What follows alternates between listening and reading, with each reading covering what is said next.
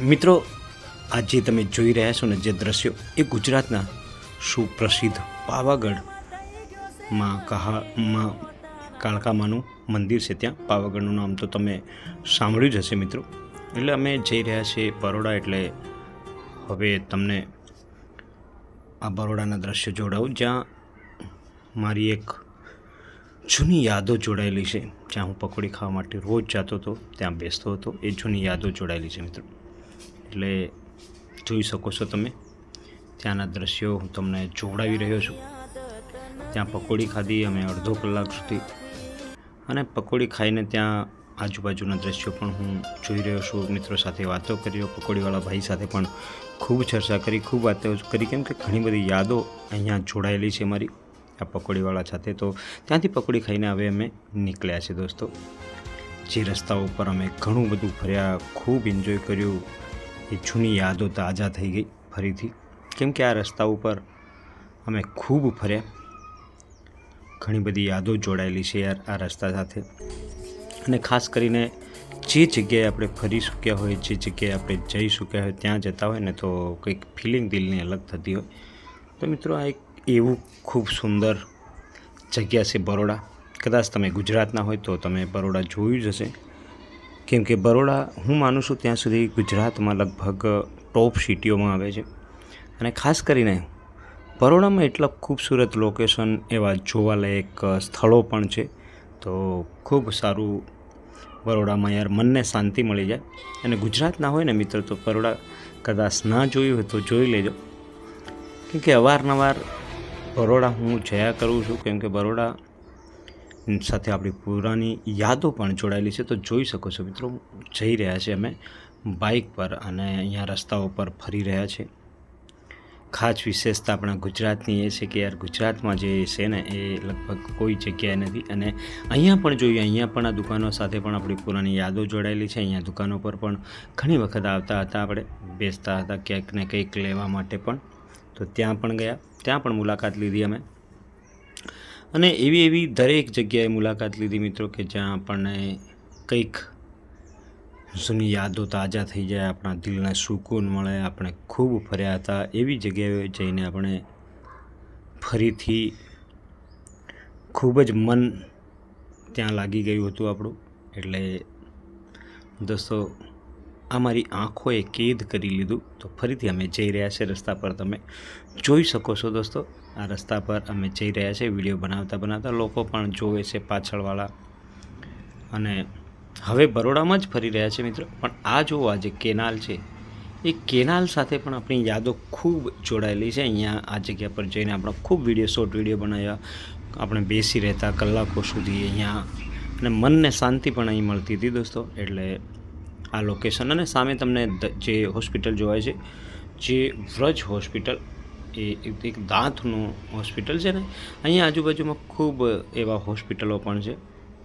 તો દોસ્તો, હવે અહીંયાથી જે આ રસ્તો જઈ રહ્યો છે ને, આ રસ્તા પર તો અમે ઉનાળામાં ખૂબ જ જતા ને, ઝાડો નીચે જઈને બેસતા હતા, કેમ કે ઉનાળાનો સમય હોય ત્યારે ગરમી ખૂબ થતી હતી. અને જો ઝાડ નીચે જઈને આપણે બેસતા હોય ને તો યાર મનને સુકૂન મળતું હોય. ત્યારે આ રસ્તાથી અમે જે હરણી છે ને, મેન રસ્તો હરણી, એ તરફ જઈ રહ્યા છે દોસ્તો. સિંગલ રસ્તાથી, એટલે શોર્ટકટથી અહીંયાથી હરણી રસ્તા પર જઈ રહ્યા છે. એટલે તમને હરણી રસ્તો પણ જલ્દીથી અમે જોડાવીશું. અને ત્યાંથી આગળ જે આપણું ગુજરાતનું વડોદરાનું જે એરપોર્ટ છે ને, ત્યાં પણ આપણે જઈશું મિત્રો. એટલે એ પણ હું તમને જોડાવીશ. એટલે બન્યા રહેજો દોસ્તો, કેમ કે આ ખૂબસૂરત પલ આપણા જીવનમાં વારંવાર નથી આવતા, અને ક્યારેક ક્યારેક આવે છે ને તો આપણા દિમાગમાં, આપણા દિલમાં કેદ કરી લેવું જોઈએ. જિંદગીને એન્જોય કરી લેવું જોઈએ દોસ્તો. આ જીવન આપણને એકવાર મળ્યું છે, તો કદાચ આ સમય જતો રહ્યો ને તો ફરીથી ક્યારે નથી આવવાનો, કેમ કે કોઈ વ્યક્તિ તાકતવાર નથી હોતો, એનો સમય તાકતવાર હોય છે. તો જુઓ, આ મેન રસ્તો જે આવી ગયો ને, હરણીવાળો, જે અહીંયાથી સીધો એરપોર્ટ તરફ જશે. હવે મિત્રો, અમે એરપોર્ટ તરફ જઈ રહ્યા છે. તો એરપોર્ટ પણ આ વડોદરાનું એક પ્રખ્યાત, લગભગ ગુજરાતના ટોપ શહેરમાં બરોડા આવે છે, ત્યારે એરપોર્ટ પણ ટોપ શહેરોમાં તો આવતું જ હોય છે દોસ્તો. એટલે ઘણી બધી યાર એવું આપણા મનમાં વિચારો ના લાવવા કે યાર હું શું કરીશ ને શું ના કરીશ, આવનાર સમયમાં કોઈક જગ્યાએ ફરવા જઈશ, આ જગ્યાએ ફરવા જઈશ, આ ખાઈશ, આ બધા વિચારો ના લાવવા. કદાચ આવતીકાલ કોને જોઈ દોસ્તો. એટલે તમારા મનમાં જો કોઈ પ્રશ્ન ચાલી રહ્યા હોય તો એને તમારી ઈચ્છાઓ પૂર્ણ કરો. આ એક અમૂલ્ય જીવન મળ્યું છે ને, તો એને લેટ ના કરતા. અને દોસ્તો હવે તમે જુઓ કે એક સર્કલ આવ્યું છે જે એરપોર્ટની બાજુમાં. તો આ જે ડમરું જોઈ રહ્યા છો ને તમે, એ ડમરું દોસ્તો મને ખબર નથી પડતી કે કયા રીતે છે, એની સ્ટોરી તો મને ખબર નથી, પણ આપણે ડમરું તરફ નજર કરી છે. હવે ડમરુથી આગળની છોકરી પર જઈ રહ્યા અને જસ્ટ એરપોર્ટની બિલકુલ નજીક આવી ગયા છે દોસ્તો.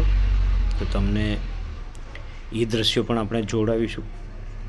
ખૂબસૂરત દ્રશ્યો જે આપણી આંખો કેદ કરી લે એવા દ્રશ્યો. કદાચ તમે ના જોયું હોય બરોડા, તમે કદાચ આવા રસ્તા ઉપર ના ફર્યા હોય, તો આપણા વિડીયોમાં તમે જોઈ શકો છો દોસ્તો.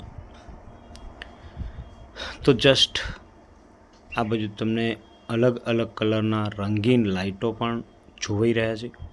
એક ખૂબસૂરતી પણ વધારે છે દોસ્તો, કેમ કે આ લાઇટો જે વચ્ચેના જે ડિવાઈડર, આ એક ખૂબસૂરતી, શહેરની ખૂબસૂરતી પણ વધારતી હોય છે.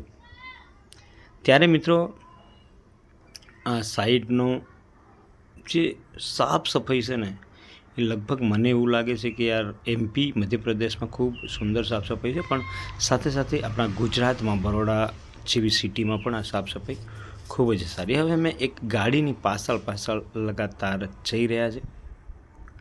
તો દોસ્તો એ ગાડી હવે ગોલ્ડન ચોકડી પર આવી ગયા. સોરી, તમને હું એરપોર્ટ જોવાડવાનો હતો, પણ કદાચ એ આ ભાગમાં એડિટ નથી થયું, એટલે અમે એરપોર્ટ તરફ આવી ગયા છે. હું તમને એરપોર્ટ જોવાડવાની કોશિશ કરતો હતો, પણ આ જે આપણે જે શોર્ટ જે 15 સેકન્ડ 10 સેકન્ડના જે ભાગ જોડ્યા હતા ને મિત્રો, એમાં એ નથી આવી. તો મળીશું નેક્સ્ટ વ્લોગમાં.